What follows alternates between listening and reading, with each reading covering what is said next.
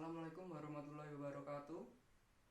Ini saya akan mempresentasikan tentang akuntansi transaksi salam dan salam paralel. Perkenalkan, nama saya Ridwan Nur Cahyo Saputra, NIM 157. Yang pertama yaitu definisi dan penggunaan transaksi salam dan salam paralel. BIA salam atau bisa disebut dengan salam merupakan pembelian barang yang pembayarannya dilakukan di muka, sedangkan penyerahan barang dilakukan di kemudian hari. Akad salam ini menggunakan untuk memfasilitasi pembelian suatu barang yang memerlukan waktu untuk memproduksinya. Adapun salam paralel merupakan jual beli barang yang melibatkan dua transaksi salam, dan hal ini transaksi salam pertama dilakukan antara nasabah dengan bank, sedangkan transaksi salam kedua dilakukan antara bank dengan petani atau pemasok. Kemudian keuntungan penggunaan skema salam. Yang pertama yaitu bagi petani.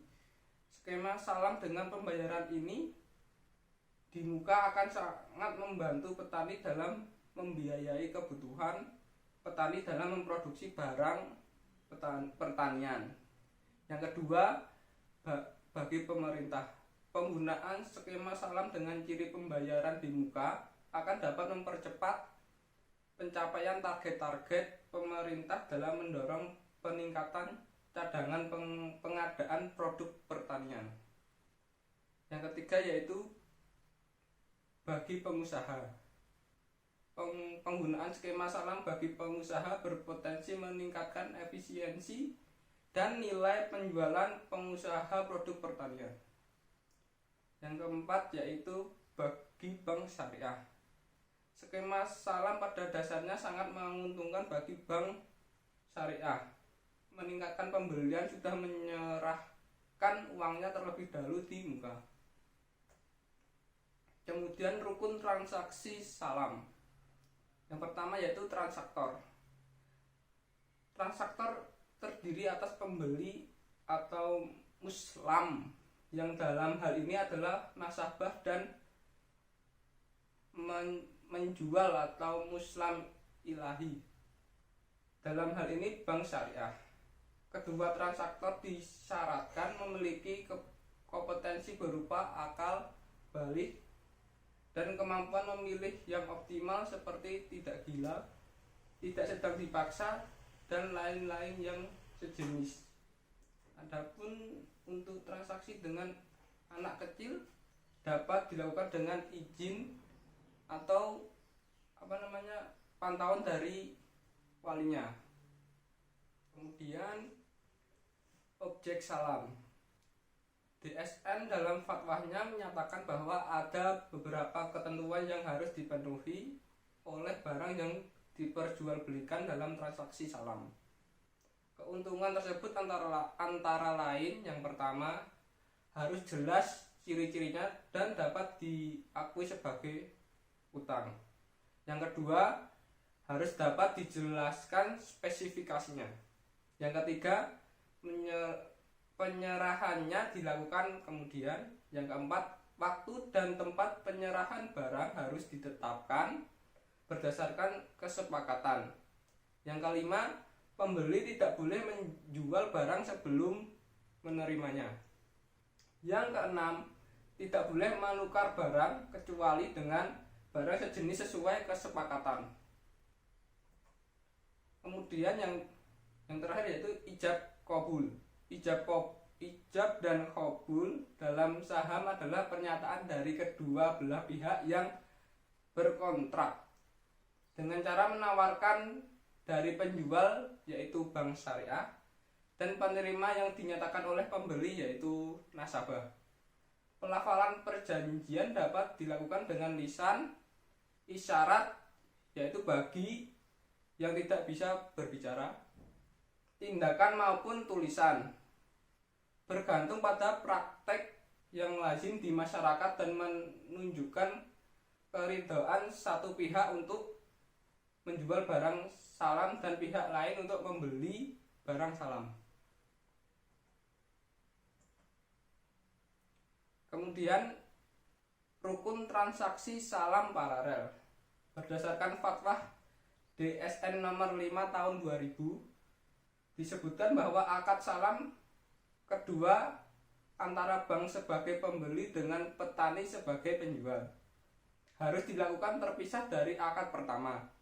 Adapun akad kedua harus dilakukan setelah akad pertama sah. Rukun-rukun yang terdapat pada akad salam pertama juga perlu pada akad salam kedua. Kemudian pengawasan syariah, transaksi salam dan salam paralel.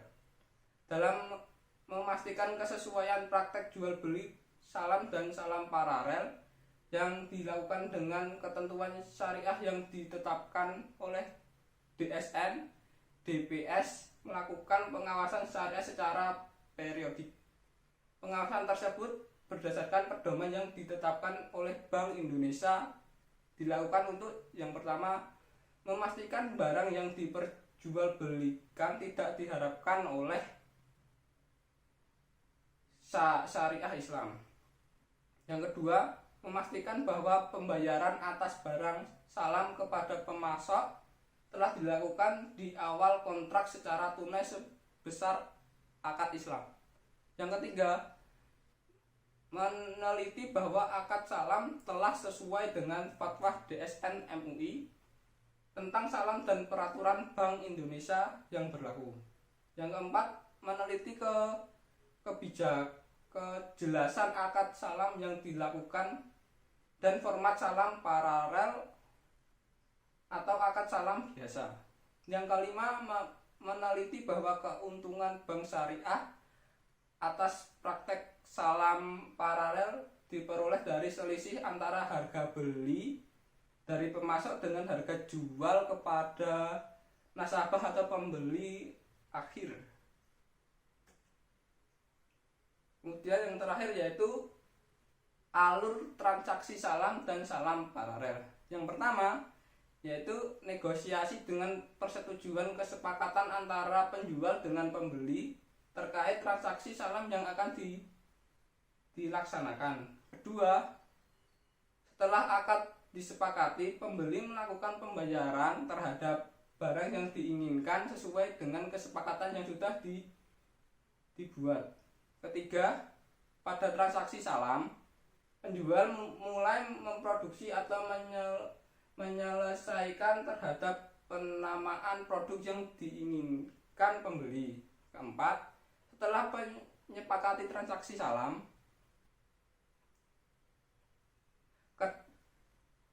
kedua tersebut bank langsung melakukan pembayaran kepada petani. Kelima, salam jangka waktu tertentu. Berdasarkan kesepakatan dengan bank, petani mengirim produk salam kepada petani sesuai dengan spesifikasi yang ditentukan. Yang keenam, bank menerima dokumen penyerahan produk salam kepada nasabah dari petani. Sekian presentasi dari saya, kurang lebihnya mohon maaf. Wassalamualaikum warahmatullahi wabarakatuh.